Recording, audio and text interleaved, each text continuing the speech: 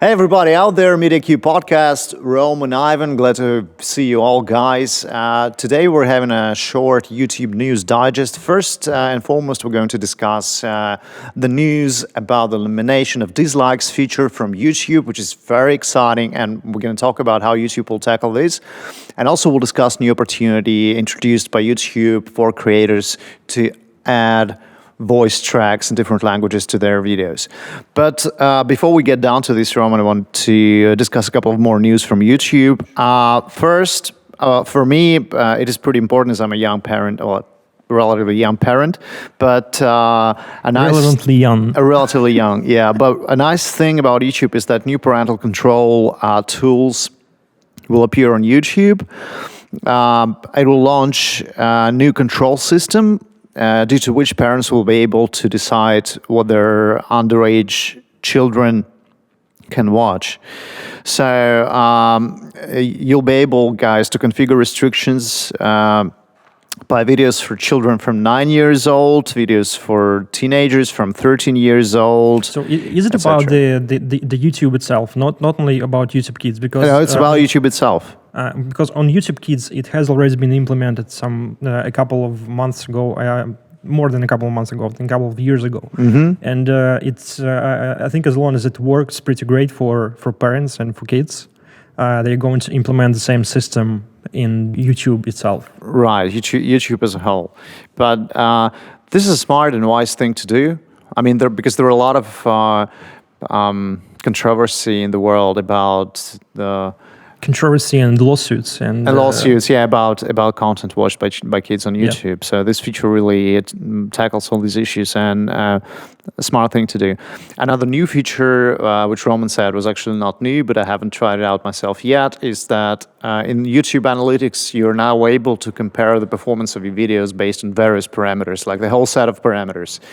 Well, actually, it already existed, and what they introduced as a new feature is that you can compare the first hours, first days of the performance of the video. Okay. So you can track how audience is interacting with your video during the first day, and you can compare it with the performance of other videos on your channel.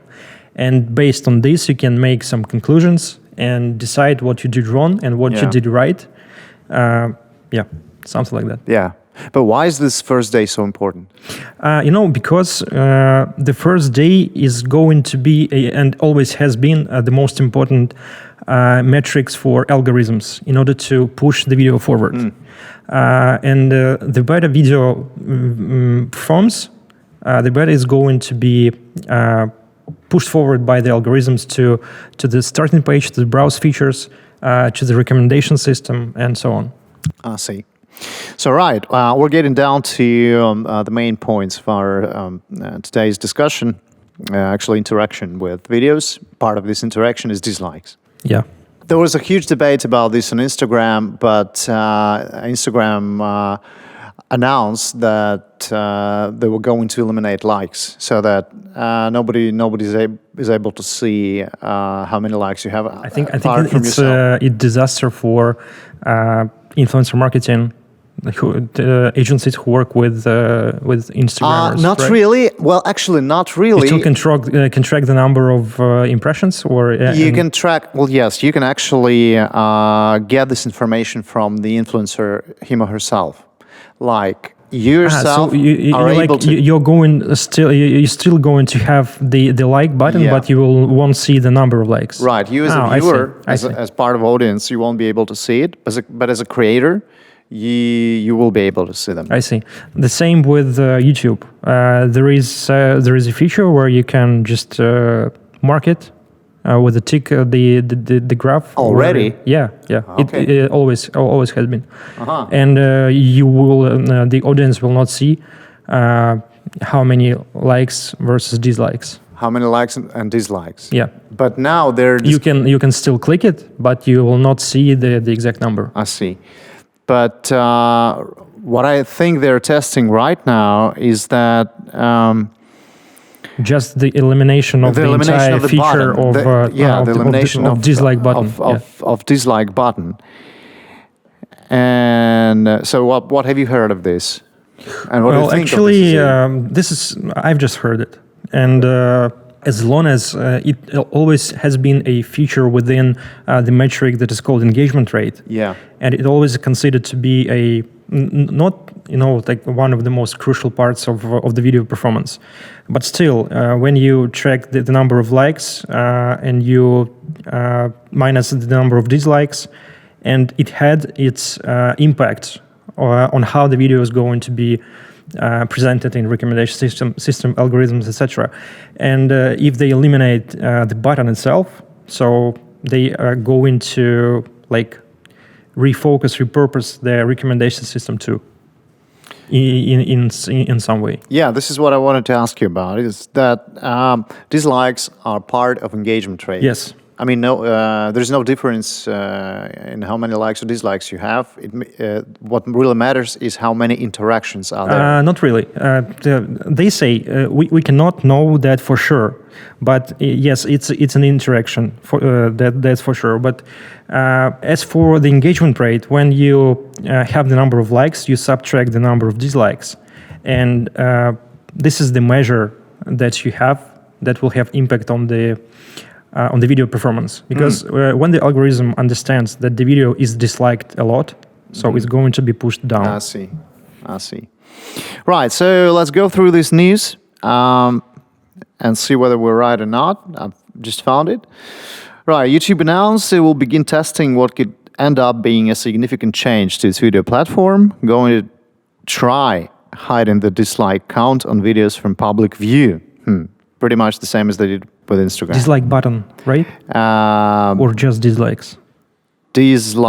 Hiding dislike count. So probably they're gonna leave the dislike button and leave the opportunity to dislike the video. You will still be able to view the number of likes, but not view the number of dislikes. Right. Because currently you can remove the ability of the audience to see the number of likes and dislikes at the same time. Yeah.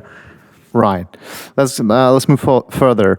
The company says it will run a small experiment where it will try out a few different designs where dislike counts are no longer shown. Yeah. However, none will see the dislike button itself removed entirely. So currently they decided to leave this button as is. The goal is not to remove the ability for users to signal they disliked a video. Yeah. Creators will still have access to the video's like and dislike count from YouTube Studio, and dislike will still help power YouTube's recommendation algorithms. This is what you just told.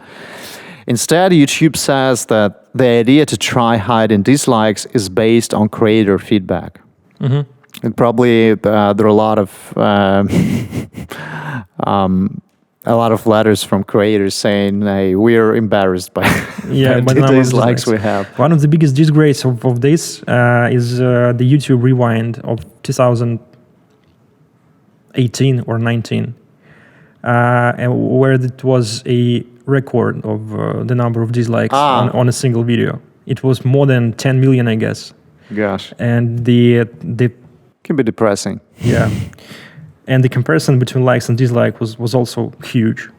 Like 10 times more dislikes than likes. Yeah, this could be the reason. YouTube didn't hide it. They didn't hide the count of dislikes and likes, even if it was the broken record. Right, yeah, but YouTube explained it actually. We've heard from creators that the public dislike counts can impact their well-being, well, yes, and may motivate a targeted campaign of dislikes on a creator's video. Yeah, that's right. Sometimes there is a case, but anyway, in the majority of cases, you still can see the number of dislikes and decide for yourself whether it's a good video or not. In the majority of cases. Yeah. I don't mean the situations when a bigger blogger is going to advise his or her audience just to go to a different channel and dislike every video just because they just said something wrong. It's a different situation. And in this case, the blogger can just remove the ability to see the ratio between the likes and dislikes. And what they're trying to test here, not sure for me yet. Yeah. So they move on with their explanations. We're testing designs that don't include the visible like or dislike count, so they haven't made up their minds yet on how it will be implemented. In an effort to balance improving the creator experience while still making sure viewer feedback is accounted for and shared with creators. So probably they'll use Instagram's model. Mm-hmm. But for me, the value of dislikes is to understand whether it was clickbait, thumbnail, or title. Because when it's about something that is currently interesting at this point, and you would like to find some information, some videos on that, and you still see the dislike button, the number of dislikes that is much bigger than the number of likes, you will understand that it just was a clickbait thumbnail or the title, and it helps me, for example, a lot. From this perspective. Sure, yeah, it is helpful, definitely. Like they also showed off one potential design that is being tested that simply shows the same button layout. Yeah. But instead of a number of dislikes, this is just a button dislike and the word dislike that appears underneath the thumbs down icon. So you see everything is the same. You just don't see the dislikes count. Yeah, I see. That's it. Well, I think we're going to keep the audience updated on this, and we'll get back when something gets more clear. Yeah, but from what we see now, I mean, the news is pretty fresh. From what we see right now is that they are still thinking it over. They still haven't made up their minds. Obviously, there are several options, several designs that they are testing right now. And, I mean, probably nothing's going to change at all. Yeah. Like... when they reconsider it. Yeah. So what the hell are we doing right now? Yeah.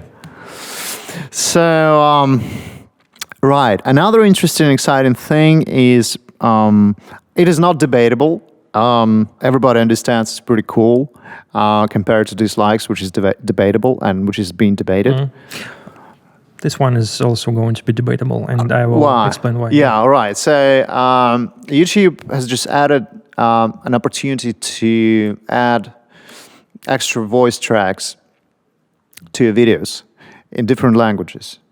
Like if you want to localize your content, you can just record the voiceover in the language you need, upload it, and that's it. Yeah, and they're testing it out with MrBeast at the moment. It's the only channel where I've noticed this feature available, and the latest videos by MrBeast have different voiceover tracks.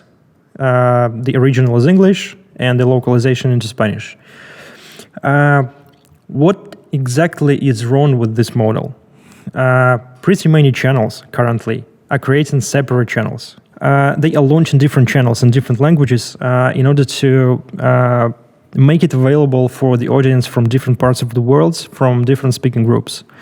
And why this model is better is that because you are going to have that very audience that is specific for this particular region, and it's more clear for algorithms how to push this video and to what audience. Yeah. And from this perspective, I think YouTube has already implemented the feature where you can localize your titles and descriptions. You do not have the ability to localize your tags. So, for example, if the original video is in English, you're going to have only English tags, or you're going to mix it somehow with all the languages that you're going to localize your channel to, your video to. For example, partially part of the text field is going to be in English, part of the text field is going to be in Spanish. Or they're going to completely devalue the importance of tags at all, if they are going to implement something like that. And I think this is kind of controversial, and I'm not sure what's going to happen to the channels that has already been translated into localized into different languages Again, as a separate channel. Because when you're trying to launch the same channel but with different metadata without additional voiceover, now it's not okay for YouTube. They are going to consider it as a reused content because you do not add much value to that because you can use the internal features. When they are going to spread and introduce this ability to add the different tracks in different languages, I think their goal is to limit the number of different localizations and just to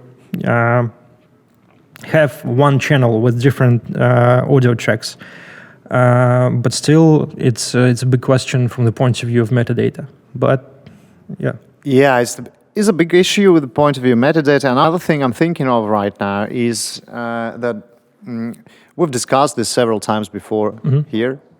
Is that people in different countries prefer different types of content. That's right. So even if you're localizing your content to a somehow different culture from your native culture, although the content itself may be the same, but you may have an insight from your friends from this country that in terms of editing, people in the country, you want to change the editing, you want to change the final cut, you want to change something, maybe the music, etc., etc., etc. So you want to somehow reshape music is not a problem as long as it's a absolutely separate audio track. Yeah, but not the music, but I mean the editing itself. I mean you may want to somehow reshape your video to match the expectations of the audience from another country. Maybe some countries like Korea, they would prefer the content that is edited much faster than for audience in other parts of the world. Absolutely. Yeah, that's right. And in which case, you definitely will need a separate channel for content localized to other countries, or to Korea, say. So here, I hope that YouTube is not going to, put this limitation to every channel that is localized. They will give the additional opportunity not to create a separate channel, but still they are not going to consider it as a reused content when you create a separate channel in different language. Yeah. So I think this solution is going to be win-win both for YouTube and creators. But another interesting thing is branded integrations. Yeah, that's right. I mean, this is something that you would like to remove if it's not for the audience you are looking for. That's right. Exactly. So this one is also a pretty tricky issue still, and like we've just mentioned this news, and see how many questions we have. There are just two of us here, and see how many questions we have right away. I mean, there will be and must be many more questions from users, from creators, from audiences regarding these two updates, and so therefore they are now still being tested, not implemented 100%. So but still, it's already there. It's already on YouTube. Already there. Yeah, so it's when they are reaching this point, it means that they have big plans on that. And I hope that it's going to be just an additional option, not the must-do solution as it was with the different metadata and translation of metadata. Right. Yeah. So, but anyway, we'll update you on this. We'll make such like short YouTube news digest once in a while on our podcast. Yeah. Maybe once in a month. So stay tuned, and we'll update you on this news and other news from YouTube as well. And next time in a week, we'll have a special guest, as you're probably already used to. And we'll call it a day for now. Roman, Ivan, mediacube podcast. Stay tuned. See ya. Bye.